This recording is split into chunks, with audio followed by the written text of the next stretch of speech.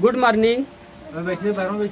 अच्छा ये बोलो बेटा, आपका क्या नाम है? कृतिका राहुल शर्मा। अच्छा, कृतिका, बहुत प्यारा नाम है। अच्छा, आप बड़ी होकर क्या बनना चाहोगी? डॉक्टर। डॉक्टर बनना चाहोगी?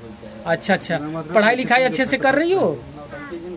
हाँ, तो पढ़ाई के लिए तो बहुत मेहनत करना पड़ता है बेटा।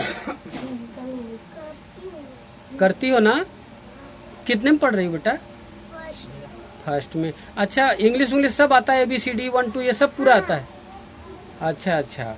और आगे बताओ, आप सिंगिंग मतलब ये सब कुछ करने के लिए इधर स्टूडियो आई हो? आपके मम्मी हैं, पापा क्या नाम है? राहुल दीपनारायण शर्मा। अच्छा। और आपको खाने पीने में क्या अच्छा लगता है? क्या क्या खाना अच्छा लगता है बाबू? हाँ, डोनट। अच्छा, ठीक है, बहुत ही बढ़िया। मेरे भी बाल